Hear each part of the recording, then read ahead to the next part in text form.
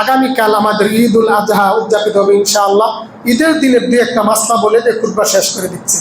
ঈদের দিন আপনারা সকাল সকাল উঠে যাবেন, প্রথমে উঠে ফজরের সালাত পড়বেন।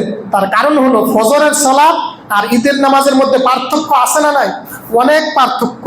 সারা জীবনের ঈদের নামাজ আর এক উক্ত ফজরের নামাজ এক জায়গায় রাখেন, ফজরের নামাজ ভারী হবে।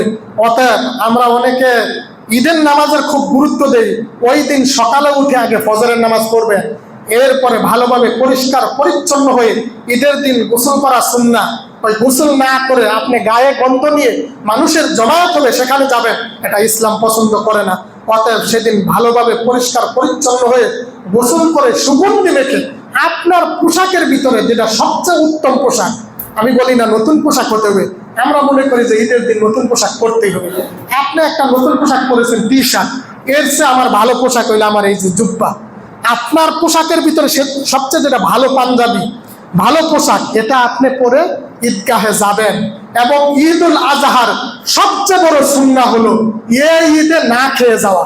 ঈদ উল ফিতরে আল্লাহ নবী বেজর সংখ্যায় খেজুর খেয়ে দিতেন, 1, 3, 5, 7 খেজুর খেয়ে যেতেন।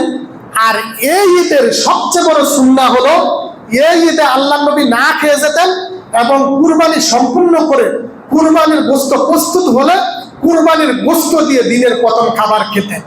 এটা হলো এই ঈদের সবচেয়ে বড় সুন্নাহ।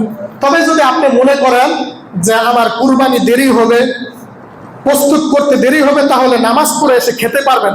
যদি মনে করেন যে না তাড়াতাড়ি কাছাকাছি আমার কুরবানি প্রস্তুত হয়ে যাবে, কষায় আগে আসবে, তাহলে এটা সুন্নাহ, গুরুত্বপূর্ণ সুন্নাহ যে কুরবানির পশুর গোশত দিয়ে ঈদুল আজহার দিনের প্রথম খাবার গ্রহণ করা। যাদের আমাদের সামর্থ্য আছে, সুযোগ আছে, আমরা এই সুন্নাহটা গ্রহণ করব। আল্লাহ আমাদেরকে তৌফিক দান করে দেন।